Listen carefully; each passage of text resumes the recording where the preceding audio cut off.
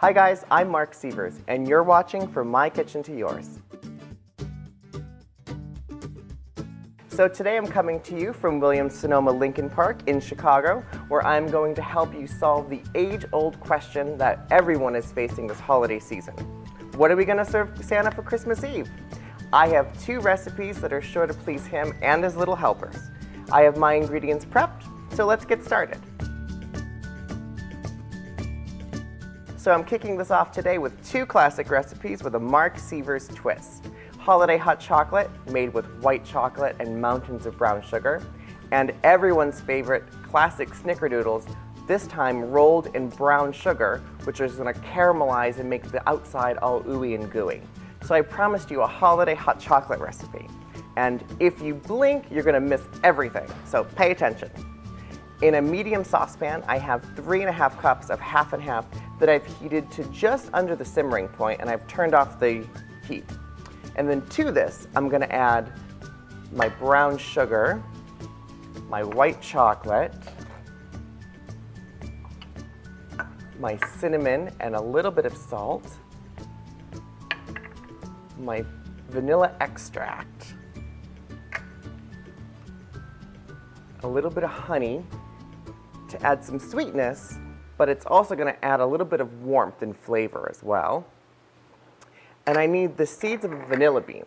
Take a very small paring knife and run your knife right down the center of the vanilla bean and cut all the way to each end, and then open it up. Take the back of your knife and run it down the cut side of the vanilla bean, and all of those seeds are going to gather on the back of your knife, and then all you have to do is scrape them off onto the side of the pan, and then do the same thing with the other side of the vanilla bean. Take the back of your knife, scrape them down, and voila. So I'm going to whisk this until everything is nice and smooth. The chocolate's melted, the brown sugar's dissolved, and because the half and half is already pretty warm, it happens pretty quickly. Oh, I can't wait for you to smell this at home when it's on your stove. I told you if you blinked, you'd miss it, and that is my holiday hot chocolate. I'm going to clear my deck, and I'm going to get ready to make my brown sugar Snickerdoodles. So I have my holiday hot chocolate on the stove in my saucepan, ready to almost indulge in. But first I want to show you how to make my version of a classic Snickerdoodle. One of the first cookies that I learned how to make as a kid was a Snickerdoodle. And it was actually from my home ec teacher, Mrs. Goshi, that I learned how to make this iconic cookie. So I've made it many, many times with the traditional white granulated sugar on the outside, but I wanted to do something a little bit more fancy, and I wanted to do something that had a little bit more of a caramelized and molasses taste. So I thought, why not brown sugar on the outside? I know, it's so genius. So let me walk you through my version of brown sugar Snickerdoodles. So I have 1 stick of unsalted room temperature butter and a ½ cup of light brown sugar that I lightly packed and a ¼ cup of white granulated sugar. And I'm gonna cream them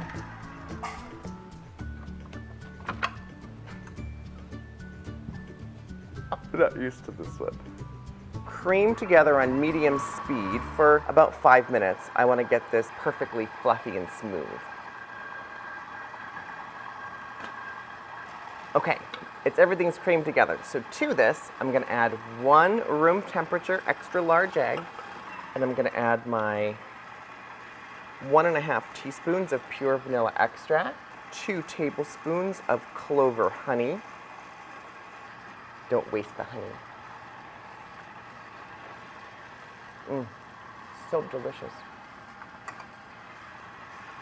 So I'm going to stop this for just a moment, and I'm going to scrape down my bowl. It's really important to scrape down your bowl before you add your dry ingredients.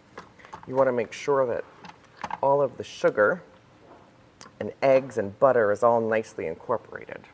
So I'm just going to leave that on, and I'm going to get my dry ingredients prepped. So in my little old-fashioned hand sifter, I have my all-purpose flour, And I'm going to add a little bit of salt, some cream of tartar, and some baking soda. And I'm going to sift this all together to make sure that all of the baking powder and salt is evenly distributed within the flour. I'm sure many of you at home will recognize the sound of the beaters inside of this hand whisk from being a kid. This is what I remember baking as a kid sounded like when I used to bake with my nan. And as you get closer and closer, it skims the screen and you know you're almost done. And I'm just going to add in my dry ingredients very slowly. And this dough is actually a very wet dough. And that's going to make for a very tender cookie. So I don't want to overmix it at this point. I want to mix it until it's just incorporated. That looks perfect. And I'm going to finish it by hand.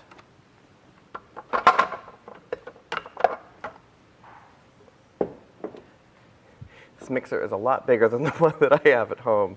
It's heavier too. And then just blend it by hand. So normally Snickerdoodle, the dough you can scoop with your hands and roll it into a ball, but this dough is very, very soft. So I'm going to use a little 1 1/4 inch metal scoop. And I'm going to roll it in my mixture of brown sugar and cinnamon. Here's my scoop. And scoop a nice rounded ball and plop it right in, and then roll it around. Make sure you get all those sides are coated with this yummy brown sugar and cinnamon. And I have a sheet pan lined with parchment paper, and I'm going to do, this recipe will make about 2 dozen, so I'm going to bake 12 at a time at 400 degrees for 7 to 8 minutes. Last one for this first batch, and I'm going to slightly, just very gently press them down. This is going to help them flatten out and get a little bit thin, nice and crispy.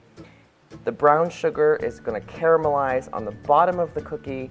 It's going to add a nice crunch to the top of the cookie. Don't tell anyone, but this may be the best Snickerdoodle you've ever had. Oh, they are ready. Santa is going to be so excited. Oh, and they're perfect. So I'm just going to let them finish cooling on a cooling rack.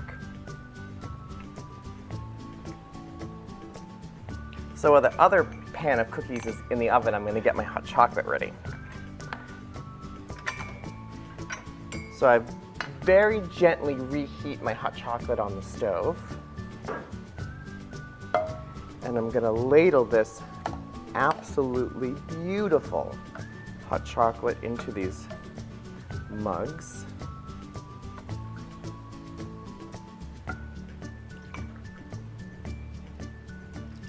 Just ladling.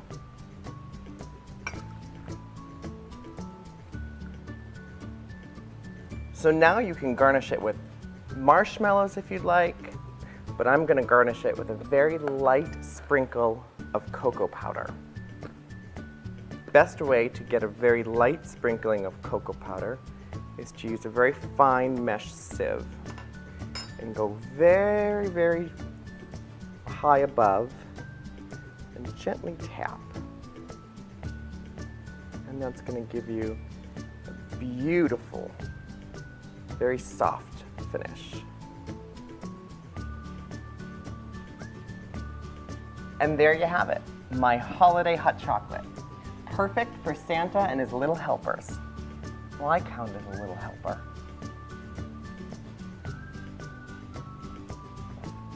Oh. I promise you, it's so delicious.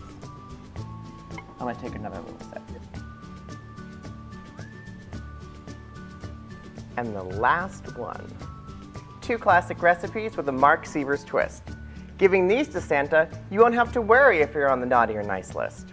For the written recipes, go to marksievers.com. And remember, eat well, laugh often, and share the love. Merry Christmas!